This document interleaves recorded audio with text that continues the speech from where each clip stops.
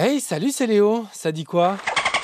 Bah, qu'est-ce qu'il dit, l'animal? L'animal, c'est un dauphin, et en dauphin, il nous dit qu'il nous attend. Ouais, on va nager avec les dauphins. Allez, Marcel, démarre. Soin.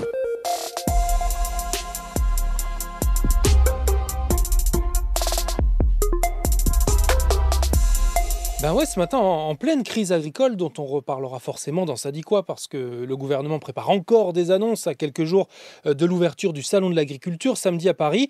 Ce matin, moi, j'ai voulu te parler des pêcheurs qui, eux non plus, ne vont pas bien. Financièrement, rien ne va, quoi. Parce que depuis un mois, les bateaux de plus de 8 mètres pêchant au filet devaient rester à quai dans le golfe de Gascogne, tout le long de la côte atlantique, entre le sud de la Bretagne et le Pays Basque. Une interdiction pour protéger les dauphins, 10 000 d'entre eux capturés accidentellement dans les filets l'année dernière.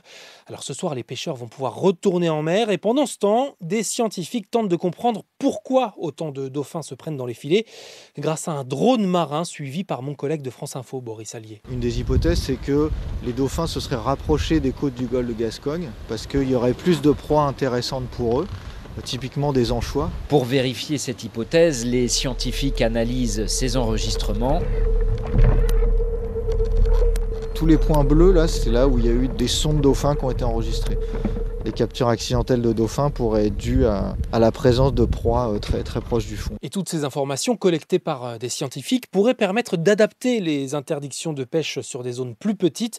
Pour l'instant, l'interdiction dans tout le golfe de Gascogne sera renouvelée l'année prochaine. La filière pêche déplore des pertes folles.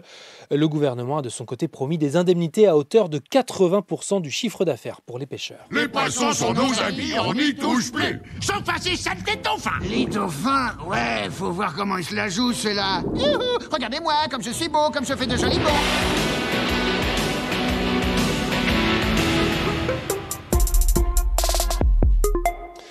Maintenant, cette vidéo qui a fâché le ministre de l'Intérieur sur les réseaux. On n'aura plus tous ces drapeaux tricolores qui n'ont aucune valeur auprès d'Allah.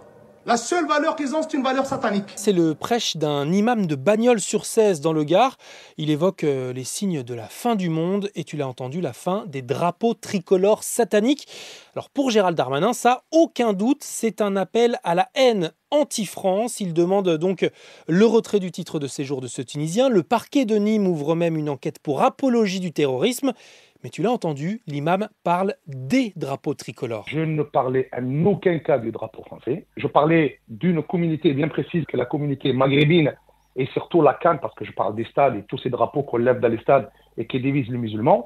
J'ai fait un lapsus. Vous voyez tous ces drapeaux qu'on a là, qu'on lève là dans les matchs, c'est drapeaux sataniques. Ceux qui les ont imposés, c'est tout simplement pour qu'on se déteste. Et c'est une explication qu'il devra reformuler devant le procureur de la République. À noter que s'il est placé sous contrôle judiciaire, cela suspendra toute procédure d'expulsion. Dans le reste de l'actu, ce mardi, cet appel à la grève féministe pour le 8 mars prochain, journée internationale des droits des femmes, dans un peu plus de 2 semaines.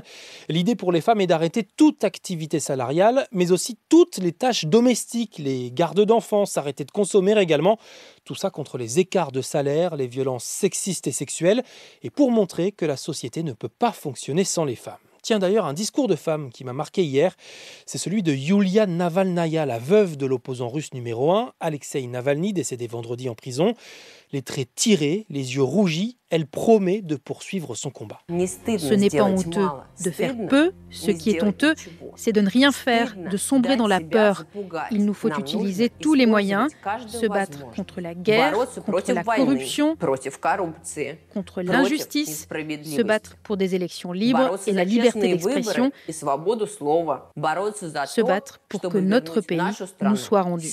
Près de 2 millions de vues pour cette vidéo sur Instagram. Yulia Navalnaya, 47 ans, s'affirme ici comme le nouveau visage de l'opposition en Russie, adoubé par les 27 ministres des Affaires étrangères de l'Union européenne qui l'ont accueilli hier à Bruxelles.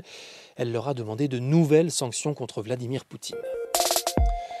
Et est-ce que tu connais le rabbit hole effect, l'effet terrier du lapin ? En fait, si, c'est quand tu scrolles pendant des heures que tu te perds sur les réseaux, comme sur TikTok, accusé d'être un puits sans fond pour les jeunes. What are you doing? What are you doing? Me? Just hanging around. L'Union européenne a ouvert lundi une enquête contre le géant chinois pour savoir s'il respecte les nouvelles règles européennes en matière donc de risques addictifs et de protection des mineurs. mais aussi de transparence de la publicité, la même procédure qu'en décembre dernier contre le réseau social X.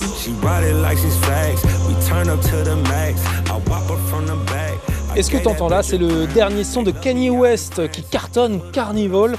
Alors, pour fêter la sortie de son nouvel album, Kanye a annoncé un concert surprise en dernière minute, dimanche à Paris-Bercy.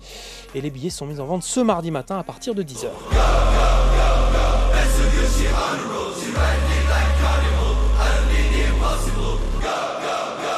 C'était Léo de France Info. Allez, ciao!